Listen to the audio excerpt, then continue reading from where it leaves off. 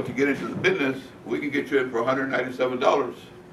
But if you got into one of these wannabe companies, $10,000, $20,000, $30,000 with a ticket. And it was very clever the way they did it. They would come in and do a seminar just like we have here and sell you a $10,000 package or a $30,000 package, and you would have all this inventory. Well, the inventory, all you had to do is turn around and call your friend up and sell them your inventory and make a nice $5,000, because when next time you bought it, you get 50% off of the next inventory that you would sell to the next person. A person could come into a seminar like this and walk out with $25,000, $30,000, $50,000 in his pocket, and on the very first day he joined the business. Well, that went on through the 70s, and what happened was that the distributors were getting the garages full of product, but there was no product being sold. All the product was being put into warehouses, and there was no reason to sell the product because everybody was making their big commissions off of inventories. So consequently, what happened that these distributors, it's called front-loading marketing system, and what happens is when the Federal Trade Commission started looking to the business practices of the multi-level marketing companies, which, by the way, Amway, Shackley, and Mary Kay were the strongest and running their business in a clean fashion, they combined all the companies together, and since Amway was the most successful, they went after Amway. You want to change this? No. In MLM industry in the 70s to the 90s, the infamous dreaded words pyramid schemes came into existence because the Federal Trade Commission, instead of going after all these other little companies that were making a lot of money, which they did, and they closed down a bunch of them, they went after the big fish, which was Amway. Amway was the biggest, and they did. So the Federal Trade Commission sued them for a pyramid scheme, basing themselves on that the other companies that were just completely front-loading or selling inventories, they went ahead and what the FTC wanted to do is, once and for all, just cut that whole business out. The biggest problem is with attorney generals throughout the United States is that MLM companies are the only company or the only commerce type business that you can buy wholesale and we can use the product in our homes. All other business commerce, which is 99% of the commerce in the United States, is there are wholesalers and there are retailers. Wholesalers do not sell to individual families or individual persons. They sell to a retail store. And MLM companies sell to just a retail customer and turn them into a wholesale to consumer. And they don't like that. They never did, and so consequently, the best thing they could do is take the biggest company they could find, run a lawsuit in 1972, I believe 1972, yes. Amway was sued for illegal pyramid scheme. Well, it took them several years before, and a lot of money, millions and millions of dollars, and they beat the government. Because in actuality, neither Amway or Shackley or Mary Kay, the original MLM companies, they were all running a clean business. So since they won, then little by little, you go ahead and turn this way. Little by little, the industry, which included all the government agencies, FTC, Federal Trade Commission, Federal Drug Administration. Federal Drug Administration is the words that we can use in this room here to describe our product. That's one of the things that's going to be included in the training program. You've got to use the right words, because if not, Dream Tree can get in trouble with the Federal Drug Commission Administration. If they don't say it, if they don't say the antioxidant does clean your blood, then we can't say it. Thankfully, they do say that in their website. That's one thing we can use. The big C word, like cancer, that's a no-no, because the only drugs cure cancer. We all know that, right? Yeah. that was beautiful way I did that. It was very good, I remember. Anyways, so here we go. We have the Federal Trade Commission, the Federal Drug Administration, the IRS, the postal inspectors. Why the postal inspectors? If you write a card to someone about Dream Tree and you put it on there, you got to join Dream Tree, you can make $1 million in 6 months. The postal inspector will take that card and call Dream Tree and call the Attorney General and tell them, look, this is what so-and-so is doing. And that's a federal law to go around trying to build a business on a pyramid scheme. So here we go into the 90s. Even IRS now has accepted all business owners or home-based business owners, which most of us are, that's what we are, that we are allowed to receive a 1099 as independent contractors. Even IRS got into the deal that they've accepted through litigation and through a lot of court cases, including Amway's and others, that in fact, that we as independent contractors or business owners, small business owners, can have a 1099 and legitimately be called a business. One of the advantages of the ownership of an MLM business opportunity allows its distributors to buy wholesale and sell retail. State attorney generals have allowed distributors to be end users of discounted prices on products. Regular commerce, on the other hand, have established wholesale and retailers. Wholesalers cannot sell to retail public, therefore MLM commerce has a special advantage. Still, MLM home business owners are required to have retail sales.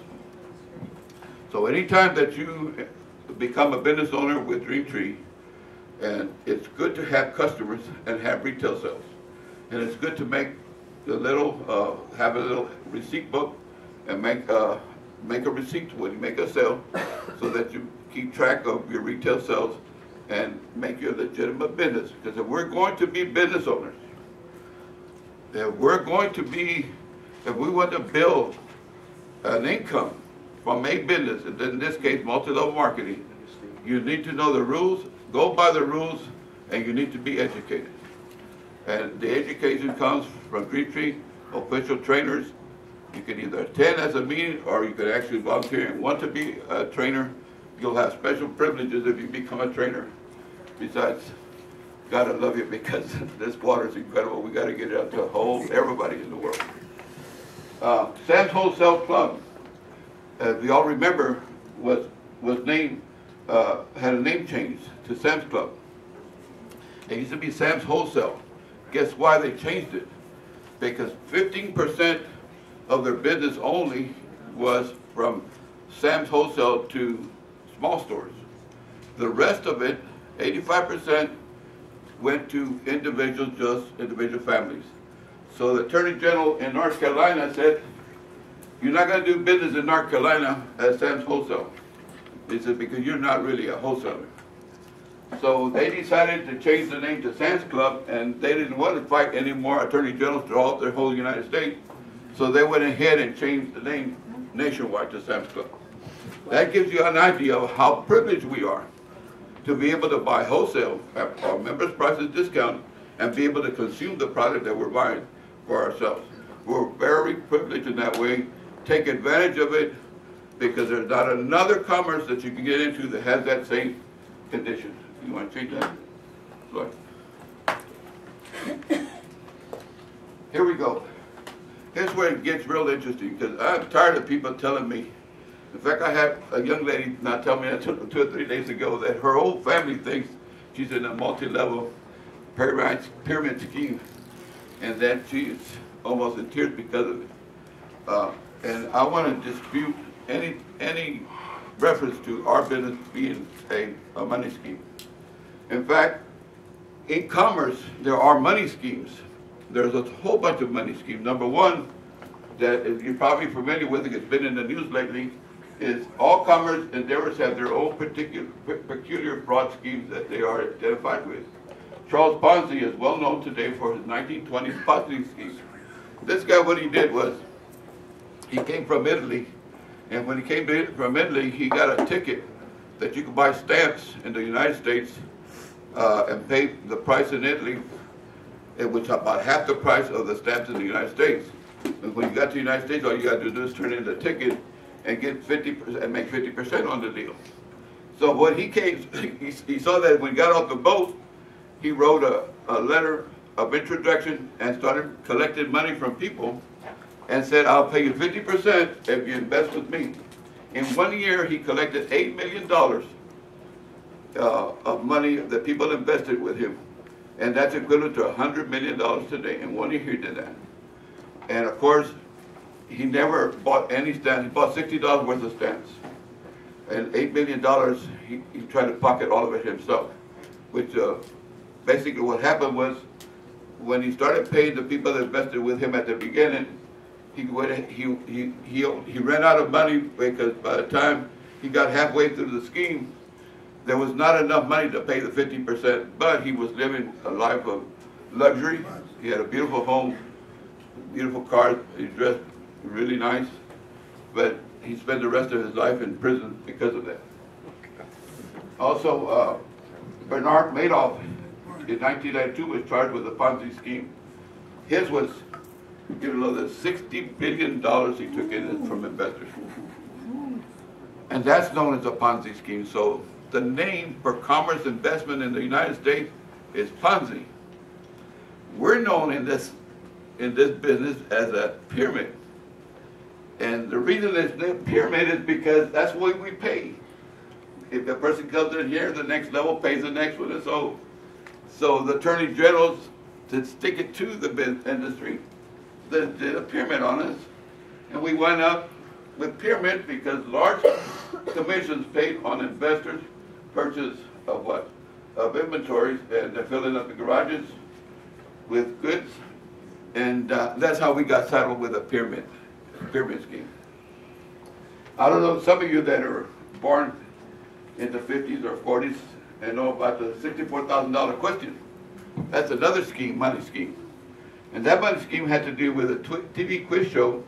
Fraud contestants were given the answers to pre-arranged questions.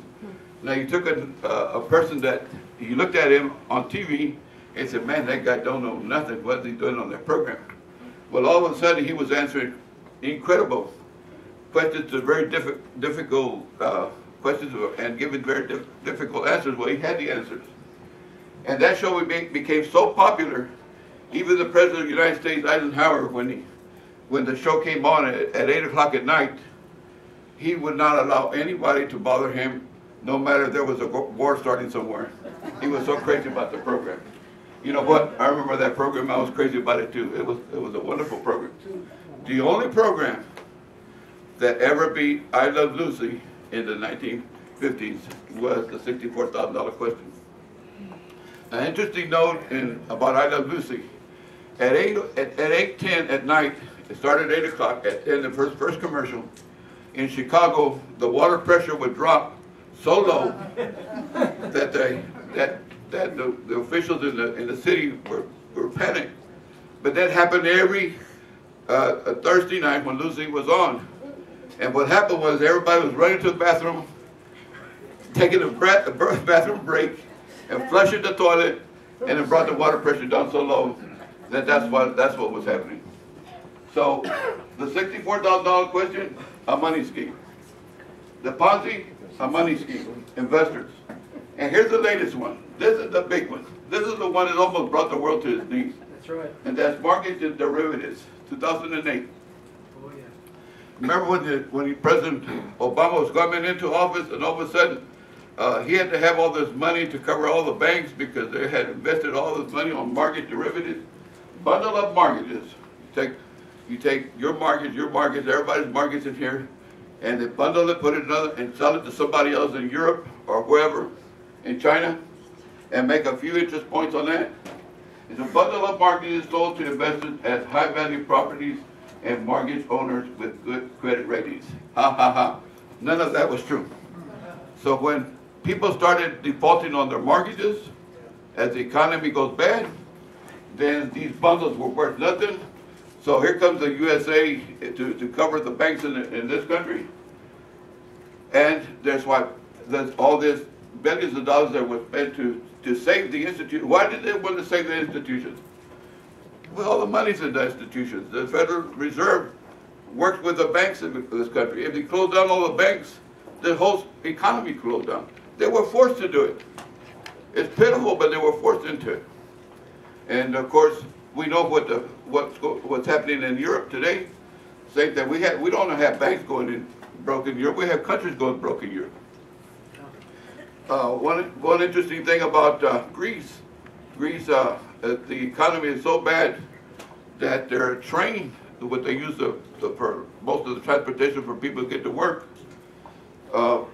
they're taking $100 million a year in tickets sales, but they have a $400 million expenses to cover the ticket on that business.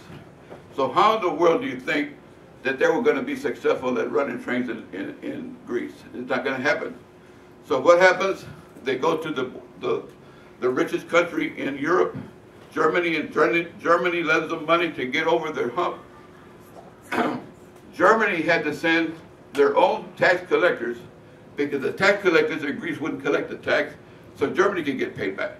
So you see, economic systems can be very, very difficult at times. If you have a job, if you work for someone in a business, and it's not a business that people consume products, it's more likely going to go under, as we've seen the industry for real estate go under.